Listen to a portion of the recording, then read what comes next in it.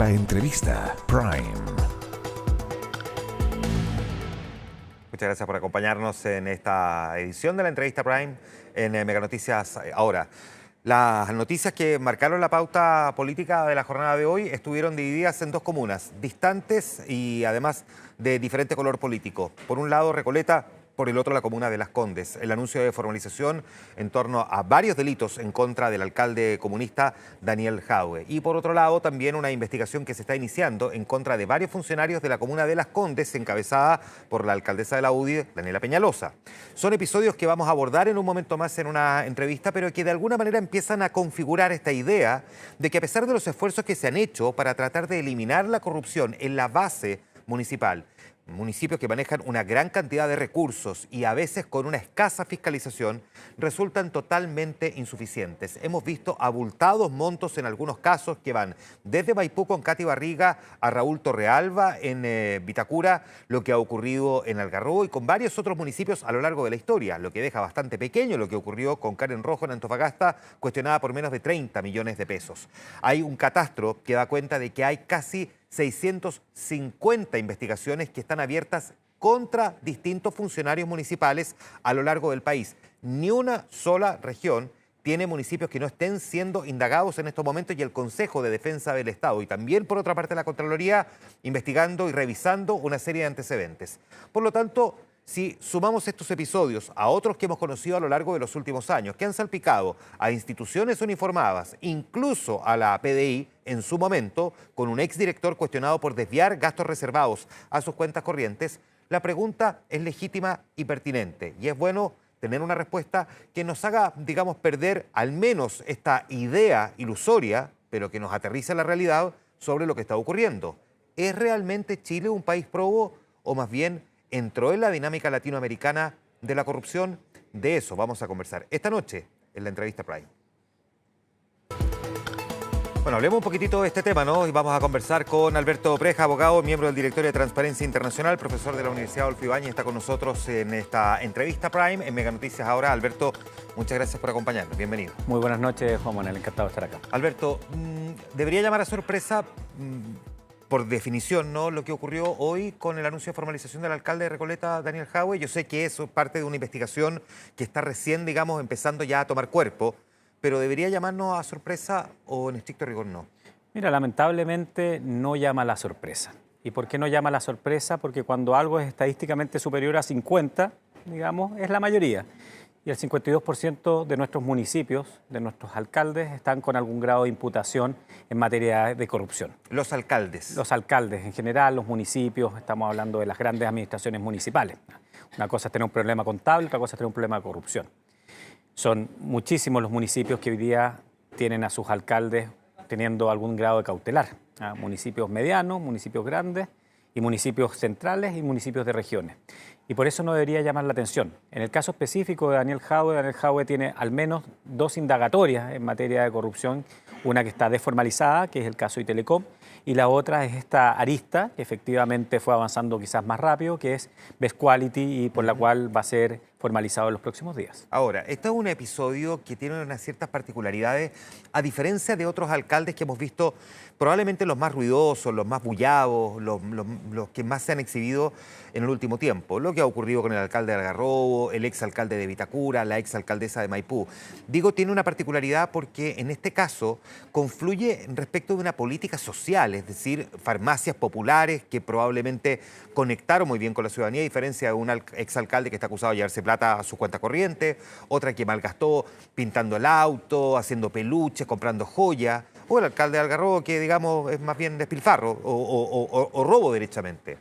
Insisto, la justicia es la que tiene que determinar, estoy hablando de las acusaciones, pero él basa parte importante de su defensa y de hecho hoy lo ha hecho a través de redes sociales mostrando los éxitos de lo que hoy día se le está cuestionando, las farmacias populares. Mira, lamentablemente el éxito de un determinado político en cuanto a las obras que realiza muchas veces no ha sido correlativo en cuanto a cómo él se ha comportado en el ejercicio del cargo respecto a los deberes que tiene. El deber de probidad desde el punto de vista administrativo, y ya sabemos que en este caso el contralor Bermúdez, y fue muy criticado por el mismo alcalde Jadwe, fue muy crítico de la política de farmacias populares o de farmacias municipales, y ahora es la arista penal, digamos, que también despierta. Entonces, una cosa no tiene que ver con la otra, porque A ver, a mí me tocó seguir muy de cerca el caso del alcalde de San Ramón, absolutamente distinto. Me tocó estar observando cuando se repitieron las elecciones.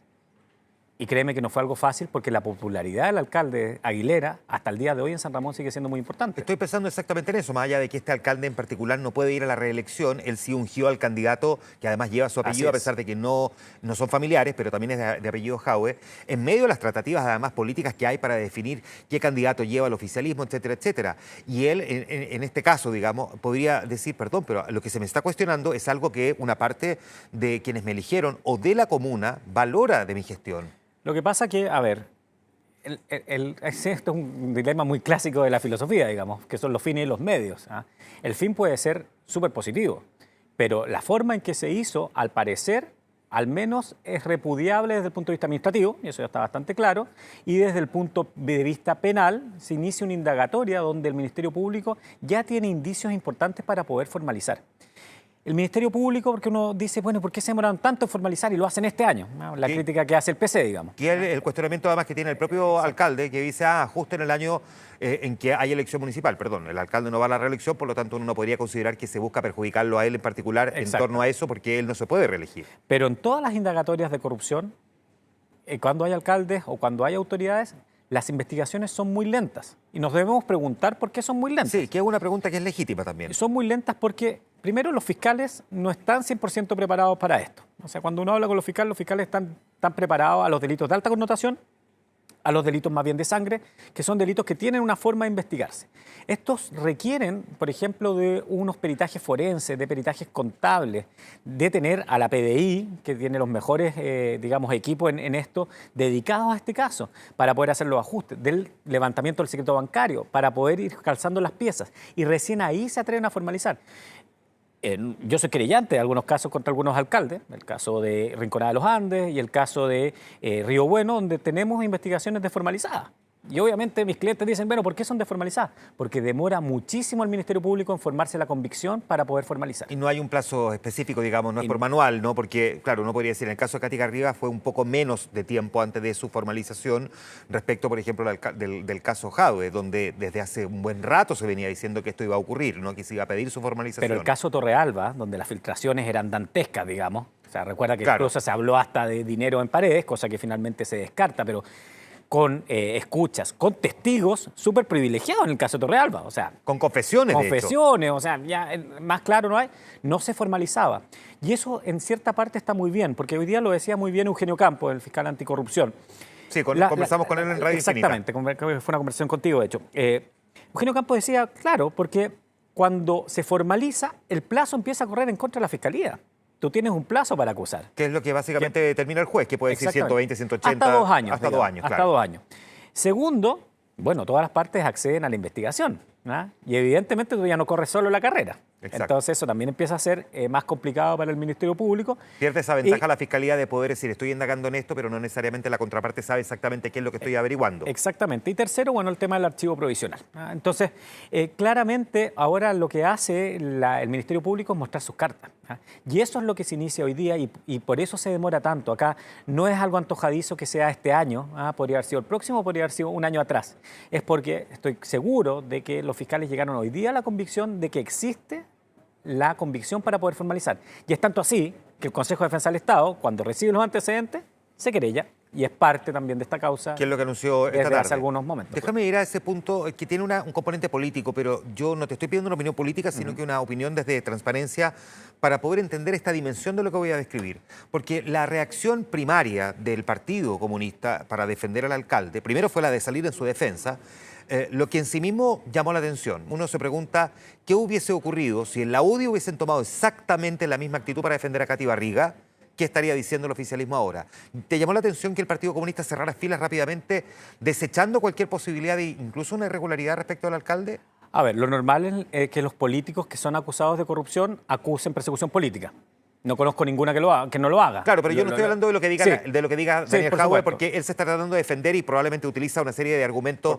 Por supuesto. Pero distinto es la institucionalidad de un partido que además es del oficialismo. Pero claro, porque aquí además, o sea, junto con la naturaleza propia del Partido Comunista, que es mucho un partido de cuadro, un partido ideológico, de los partidos que ya para bien o para mal, no existen, digamos, los partidos tan centrales como fue la Democracia Cristiana, el Partido Socialista, el Partido Nacional antes quizás. Exacto. Es un partido que cuida su figura y bueno, y es su forma de actuar. No me quiero meter en política específicamente, pero además en esta imputación sí efectivamente el Partido Comunista puede salir salpicado. ¿Por qué? Porque lo que se dice en algunas partes de las filtraciones que han habido, y en esto hay que tomar distancia, pero es lo que ha salido en prensa, de que algunas de esas donaciones fueron a parar, por ejemplo, la sede del Partido Comunista en un determinado momento. Por lo tanto, es una reacción de defensa también corporativa. Entonces, porque ellos podrían verse afectados. Claro, pero no es distinta que la que hicieron en el caso Arcis, no es distinta que le que hicieron también en el caso de una acusación que el Partido Comunista salió completamente absuelto, si tú te acuerdas de la venta de propiedades. Exacto, lo recuerdo, pero sí me hace una diferencia respecto, por ejemplo,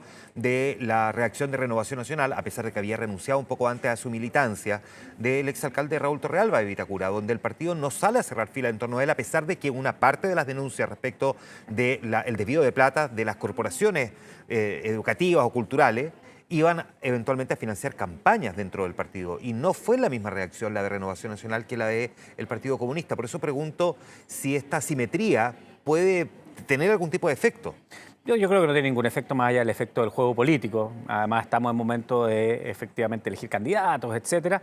Pero yo en eso discrepo un poquito de ti, ¿eh? O sea, yo no veo una reacción tan asimétrica. En general, yo recuerdo los ataques, y a algunos les va a molestar lo que voy a decir, los ataques a Jimena Chong en el momento de determinadas formalizaciones que ha hecho, y también decía, no, es que ella tiene un sesgo político determinado. Por eso es que yo pongo el ejemplo concreto del exalcalde Torrealba. Estoy comparando claro, un partido con el otro claro, respecto a un alcalde con otro, pero una figura emblemática claro, y otra. Pero el caso de Torrealba, digamos que decantó en Renovación Nacional mucho antes. O sea, la historia de Torrealba fue súper pública, digamos. También esta última, digamos, ha sido más consensada en el último tiempo. Y quizás también porque estamos hablando de la figura presidenciable, de la última presidencial del Partido Comunista, hay una reacción distinta, ¿no? Ahora, con un componente adicional aquí también, Alberto, y es que el Partido Comunista acusa hostigamiento. Y el Consejo de Defensa del Estado, que ya había anticipado la semana pasada en una entrevista en CNN Chile que probablemente iba a ocurrir lo que finalmente pasó esta tarde, también anuncia querella por 4 de los delitos en contra del alcalde. Y la pregunta es si se podría considerar que es hostigamiento que el organismo que defienda al Estado, del que el Partido Comunista hoy día es administrador en el gobierno, puede plantear una cuestión como esta. En esto hay que ser muy claro. Y lamentablemente parece que Lautaro Carmona no conoce cómo funciona el Consejo de Defensa del Estado. O sea, el Consejo de Defensa del Estado no es un funcionario público, en este caso el presidente del Consejo de Defensa del Estado, que dice, hoy día en la mañana, ¿saben qué? Me voy a querellar contra Jadwe y no me voy a querellar contra Iracy Hasler. Sino que las decisiones se toman en comités específicos que estudian las carpetas investigativas de manera específica y que llegan a la convicción si que el caso da para una querella por parte del Estado para poder preservar, cuidar, cautelar algún interés que haya sido afectado. Por lo cual, claro, esa declaración no corresponde al conocimiento de lo que es el Consejo de Defensa del Estado. Afortunadamente tenemos Consejo de Defensa del Estado que toma decisiones en materia bastante más técnica. Ha tenido permeabilidad, claro. Han habido problemas de nombramientos políticos, hay cuestionamientos, etcétera. Recordemos el caso de Javier Blanco, el nombramiento de Alberto Espina, que también ha sido bullado. O sea, esto ha ocurrido. Pero sigue siendo, al igual que el Ministerio Público, una institución que toma sus decisiones, espero que todas, de manera profesional, y esta no tengo ninguna duda que lo esté tomando de esa forma. Yo sé que tú no eres parte de la investigación, pero sí miras lo que ocurre en los municipios y ya vamos a hablar también más allá de los municipios respecto a los problemas que hay en torno a los eventuales hechos de corrupción. Pero en algún momento también se cuestionó al alcalde Jadwe por otro episodio, el caso Luminarias LED. Me gustaría que hiciéramos, si es posible, alguna comparación para saber qué pasó en uno respecto de lo que podría ocurrir con este otro, sí, o montos involucrados o tipo de delito. Mira, a mí, en lo personal, también siempre siendo muy responsable, me llama la atención que Jadwe no esté formalizado por LED y sí esté formalizado por Best Quality. ¿Y por qué te llama la atención? Yo estudié mucho ese caso en su momento, me tocó conocer antes de que el caso se hiciera público, por distintas razones, digamos, cuando yo estaba en Chile Transparente, y la licitación o la adjudicación de Telecom llamó muchísimo la atención por cómo esa empresa logra adjudicarse y lo que se adjudica, que más bien es mantención de luminaria y por los montos que se le adjudica. Exacto. No había ninguna razón para que eso ocurriera así. Luego... La forma en que se lo adjudica y el monto por el que se lo adjudica. El monto y el servicio. Y el servicio. Y además sabiendo que la empresa ya estaba siendo investigada por pagar sobornos en otros municipios. Entonces tú dices, acá es raro. Y eso está bastante comprobado, de que Telecom pagó sobornos, eso está bastante comprobado, digamos. No en Recoleta, por lo menos hasta ahora. Luego... en ese caso tenemos unas escuchas telefónicas que son bastante interesantes, que se filtran también, y puede haber toda una crítica a las filtraciones, etcétera, que las filtra la tercera, que hablan de que el abogado de Daniel Jadwe también era el abogado de el dueño de Telecom y que había una presunta cercanía, y se explica cómo se pedía una donación a una fundación cultural. Claro, una fundación cultural, WOMAD. WOMAD, claro. Que es muy parecido a lo que se está imputando en este caso, que es una donación para adjudicar una licitación. A mí me sorprende que Telecom, en el caso Jadwe, haya avanzado tan lento. Recordemos que también hubo una pérdida ahí de material importante para la investigación de algunas escuchas telefónicas. Yo espero que la fiscal Mancilla esté viendo también con atención lo que ha ocurrido en este caso para ver si hay algún patrón que los permita conectar. Que no es una investigación en la que Daniel Jadwe pueda decir que ya está liberado. No, es una investigación que está desformalizada, pero donde hay muchos otros alcaldes y donde todavía todos los meses sigue saliendo un nuevo funcionario o una nueva arista. Recordemos que esto está en 25 municipios del país, que la arista Iquique ya está relativamente cerrada, pero la arista más del sur del país, digamos del centro-sur del país, sigue completamente abierta. Y hay una fiscal exclusiva, que es la fiscal regional del Ñuble, Nayet Mancilla, que está a cargo de esta indagatoria. Aquí arriban en general, Alberto, las investigaciones en torno a los municipios. Es decir, llegan a buen puerto, concluyen de la manera en que uno esperaría que terminen, porque teniendo más del 50%, digamos, de los municipios cuestionados, la pregunta es si finalmente uno está viendo que aparecen las condenas como deberían ocurrir, se hace muy difícil poder demostrar los delitos por los cuales se intenta formalizar o se formalizan a los funcionarios municipales. En Chile, ¿Qué pasa en la práctica, en Chile, digamos? Porque, perdona, para completar la idea, esa sensación que tiene el chileno en general de que cuando se trata de los políticos, a los políticos, salvo una que otra excepción, no les pasa nada. En Chile hay que señalar que se construyó una pared entre antes de Penta y después de Penta. Y efectivamente la legislación en materia penal y persecución de corrupción y de delito económico y otras cambió completamente. O sea, antes por un cohecho, muchas gracias, mejor ni siquiera lo investigo. Hoy día por un cohecho cometido por un alcalde, parte en 5 años la pretensión penal. O sea, imagínate de dónde parte de pena de crimen. Si a eso le sumamos las reformas que había en la materia de ley de lavado, etcétera, uno diría que todo lo que ocurrió después del 2016 va a tener una sanción distinta, el juez va a tener muchas herramientas y efectivamente es por eso que, por ejemplo, en las investigaciones ya tenemos alcaldes con prisión preventiva. ¿Por qué, por ejemplo, se condena como se condenó a Karen Rojo? Mucha gente dice, oye, pero si la Karen Rojo fueron 28 millones de pesos que ni siquiera se los llevó al bolsillo, sino que fue una asesoría de imagen. Claro, y terminó arrancando el país. Terminó arrancando el país. Por 28 millones comparativamente los montos muy abultados que hemos visto en Maipú, Vitacura, Algarrobo y otras comunas también. Bueno, porque la mano cambió. A mí me gusta siempre referir a dos jueces de garantía cuando hacen su reflexión para otorgar, en un caso condena y en otro caso la prisión preventiva. A ver. El caso de Aguilera y el caso de Karen Rojo. Y que hacen un cambio. Dicen, los delitos de corrupción son delitos contra la democracia, son delitos contra el Estado de Derecho, no son delitos solamente de 100 pesos, 200 pesos, sino que el daño a la confianza, el daño a la democracia llevan a que la cautela tenga que ser mucho mayor y por ende dan estas cautelares que antes hubieran sido imposibles. Ahora, las cautelares tienen un sentido también. La medida cautelar es para evitar que se fugue el país, para evitar que siga cometiendo el delito, para evitar que elimine pruebas, pero no es un castigo anticipado y a veces que se ha interpretado como eso. En el caso Penta, en algún momento, cuando se les dejó en prisión preventiva, se mencionó, digamos, al momento de decretar la prisión preventiva, que era muy probablemente no van a ir a la cárcel, pero esto va a ser el momento en que pueden estar detenidos. Claro. Pero dice, perdón, pero las medidas cautelares no son estrictamente para eso. Y no deben ser utilizadas para eso, pero efectivamente si uno habla de un alcalde que estuvo involucrado en un caso así, uno dice, sí, efectivamente esa persona tiene que estar con algún grado de incomunicabilidad, digamos, del entorno inmediato, porque, o sea, imagínate, tienen a los funcionarios municipales. ¿Y dónde está la determinación del criterio? ¿Por qué el caso Barriga arresto domiciliario y el caso Torrealba no fue arresto domiciliario en un comienzo? Bueno, tiene que ver con varias cosas. Primero, bueno, la pena que se espera y por otra parte el mismo delito que se está investigando. El caso Barriga, por monto es muy superior al de Karen Rojo, pero por modus es muy parecido al de Karen Rojo. O sea, hasta el momento nadie dice, al igual que en el caso Jadwe, que acá hay plata que fueron a los bolsillos de esos alcaldes, sino que más bien son dineros que en un caso fueron mal utilizados, para fines electorales, etcétera, y en el otro caso que hay una donación que gatilla una contratación. Hasta el momento, eso es lo que sabemos de los casos. Ya. ¿Sirve la idea de evitar la reelección permanente de los alcaldes como una manera de desincentivar que una vez que se empiezan a empoderar y se convierten en unos verdaderos caudillos de sus propias comunas, finalmente al final se creen totalmente impunes y por lo tanto al final como que pierden un poquitito el límite, la frontera entre lo lícito y lo ilícito? Bueno. ¿Ha servido esta idea de ponerle un límite a la reelección alcaldicia? Escoba nueva barre bien, dice el dicho. ¿Ah? Y efectivamente ya está bastante comprobado que cuando se toman estas medidas al principio van muy bien. El problema es que después empiezan a haber algunos vicios. Por ejemplo. O por ejemplo, bueno, yo voy y a la siguiente va mi señora y a la siguiente vuelvo a ir yo.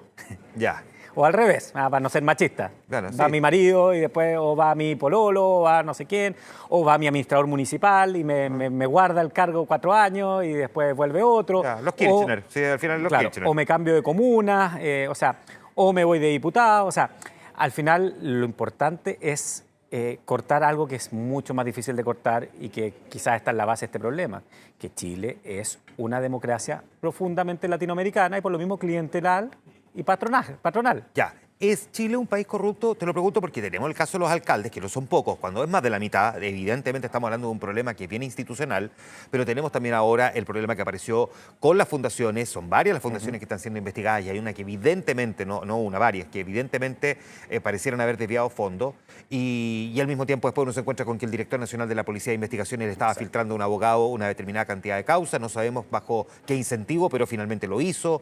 Tenemos cuestionamientos a las fuerzas armadas en su momento también por mala utilización de recursos, el ex director de la PDI. Bueno, ¿es Chile un país que puede decir que en realidad no es corrupto? A ver, desde Dinamarca, que es el mejor rankeado en transparencia, hasta Somalia, que es el peor rankeado, no existe ningún país que esté exento de la corrupción. Eso es importante. Por lo mismo, hay que ser muy, digamos, preciso en cómo contestar tu pregunta. ¿Chile tiene riesgos de corrupción importantes? Sí. ¿Chile está asumiendo el desafío del combate a la corrupción de manera mucho mejor que el resto de la región? Sí, también. No saber que la corrupción ocurre es lo peor que te puede pasar. Esto es como la frase delincuente se acabó la fiesta, la puerta giratoria, etcétera. Claro. Es igual. O sea, si llega un político y le dice, mira, en mi municipio no va a haber corrupción, no, esa persona está mintiendo. La corrupción lamentablemente es consustancial al ser humano y a nuestra naturaleza. Existe al igual que el bien. Y por lo mismo, lo que hay que cambiar son determinadas lógicas que llevan a que esas personas que son más propensas lleguen a sistemas donde puedan efectivamente cometer esos delitos. Ya. Y dentro de eso, si tú me hicieras la pregunta, ¿son los municipios de Chile propensos o tienen alta propensión a la corrupción? Mi respuesta es sí. ¿Es Chile un país altamente propenso a la corrupción? Comparativamente no, pero nuestros municipios sí tienen un problema sistémico. ¿Y tienen un problema sistémico por qué? ¿Cuál es la estructura que lo permite o lo facilita o no lo impide? ¿Qué problema estructural tiene nuestro municipio que tenemos que corregir? Porque cuando uno tiene más del 50%, evidentemente no es que justo la gente eligió a los más ladrones, sino que evidentemente hay una dificultad que hay que eliminar. Podríamos decir que son 3. A ver. La primera, el componente electoral, efectivamente, es la lógica clientelar. O sea, donde roba pero hace. A mí me importa que al final mi alcalde me solucione los problemas, pero yo igual voy a votar por el alcalde corrupto. Puesto solamente en condicional, ¿no? En condicional, no, claro. digo, puesto en condicional lo que está ocurriendo con Daniel Jadwe. No, me refiero a Jadwe, No, claro. voy a la pregunta. Puesto en condicional, porque es la justicia la que lo tiene que determinar, pero podría haber gente que diga, me da lo mismo si el alcalde Jadwe administró mal las lucas o se la llevó para la casa, los remedios los compré más baratos. Te lo pongo en un caso más concreto, a pesar de que es una persona fallecida, siempre que tener respeto con las personas fallecidas. El alcalde Pedro Velázquez fue condenado de por vida, inhabilitado para ser alcalde, y llegó a ser vicepresidente de la Cámara de Diputados. Exacto. Y no hubo ningún problema para las personas a votar por esa Gran persona. ejemplo. Entonces, el componente electoral.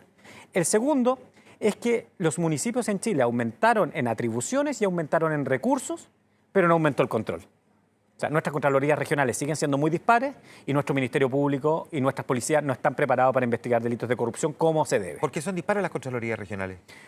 Por distintas razones, desde recursos evidentemente hasta también la calidad de funcionarios que tú puedas efectivamente tener en regiones. ¿No hubo una voluntad cuando se hizo esta corrección de entregarle más atribuciones y más recursos a las municipalidades de decir, sabéis que mejoremos las contralorías porque sabéis que si no tenemos ese buen contrapeso nos vamos a encontrar con este problema? ¿No existió esa voluntad política o nadie lo vio? La respuesta es súper clara. Mira lo que ha pasado con las gobernaciones. O sea, que ocurra un caso como el de las fundaciones, habla de que efectivamente acá hay déficit de control súper importante. Y fue advertido. Fue advertido, advertido la en su Comisión momento. Bachelet en materia de regionalización fue advertida de que aquí había que fortalecer el control. Me consta porque estuve ahí.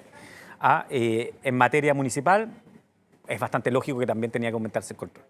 Y lo tercero ya tiene que ver con la estructura interna del municipio. En la estructura interna del municipio en general tú tienes tres problemas. Exceso de poder del alcalde. Segundo, una carrera municipal que es bastante truncada y por lo cual la mayoría de los cargos son de confianza exclusiva del alcalde y donde el que no es de cargo exclusiva del alcalde, que es el control, porque tiene alguna responsabilidad del Consejo Municipal, no debiese depender del municipio, sino que debe ser un empleado de la Contraloría. Es como lógico que el que va a controlar no puede estar pensando si va a perder su pega o no va a perder su pega para agradar a quienes están administrando el municipio en ese momento. ¿Cuánto de lo que le ocurre a los alcaldes, porque uno dice ya tantos alcaldes, cuánto de lo que le ocurre al alcalde en estricto rigor podría eventualmente ser algo que el alcalde no vio porque los papeles que le pusieron arriba de la mesa en estricto rigor no se lo revelaban? Digo que el alcalde creyó que lo estaba haciendo bien y al final de todas formas se estaban produciendo este tipo de delitos. Es muy posible que en muchos casos sea así y en esos casos, por ejemplo, no va a haber reproche penal, ¿no? Pero sí va a haber un reproche administrativo. Son decenas, ¿no?, de los informes de Contraloría todos los años que hablan de desórdenes. Y uno efectivamente en un municipio con poco personal, pero con muchos recursos, puede tener problemas de desorden, ¿no? Pero otra cosa son efectivamente estos casos donde va mucho más allá de un desorden administrativo y hablamos de lo penal. Y ahí está el 52% de los municipios, digamos, con algún grado de investigación en esta materia. Ya, pero ¿cuánto de ese control no necesariamente pasa por la mano del alcalde? ¿O todo pasa realmente por la mano del alcalde y por lo tanto tiene que estar más Vivaldi y menos Pavarotti? Bueno, efectivamente el alcalde debería estar más Vivaldi, más asesorado, y por otro lado también los consejos municipales, por una parte, debiesen tener la capacidad mayor de control y debiésemos subir también el nivel de los consejos municipales. A veces uno ¿Cómo se sube ese nivel? Mira, yo creo que lo fundamental es que, por ejemplo, los concejales pudieran contratar asesoría, o que el mismo municipio les proveyera buena asesoría, pero ahora es como... Pero no nos encontraríamos ahí con un problema adicional de que terminan contratando al primo, al pero- amigo, no sé qué. Pero ahí vuelvo al número 2. Esto requiere un cambio en la estructura de la administración municipal. Sí, a ver, en un país serio, desde subsecretario hacia abajo, son profesionales. Y para arriba dejamos una capa chiquitita que es la capa política. Para Nosotros, abajo. la verdad, que se crea un estado incluso paralelo de funcionarios que van al lado de la planta y nos sale el doble de caro, de asesores, de amigos, de consultoría, de no sé qué, que finalmente hacen que este estado paralelo funcione. Alberto Breja, abogado, miembro del Directorio de Transparencia Internacional, profesor de la Universidad Adolfo Ibáñez. Muchas gracias, Alberto. Gran conversación esta noche a partir de lo que hemos conocido respecto a la formalización o petición de formalización del alcalde de Recoleta. Muchísimas gracias, Juan Manuel, y ojalá que estas conversaciones sirvan también para que uno piense en la casa dónde está mi aporte para que efectivamente Chile sea un país menos corrupto.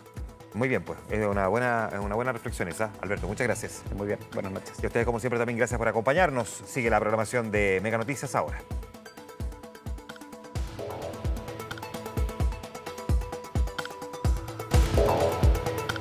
La entrevista Prime.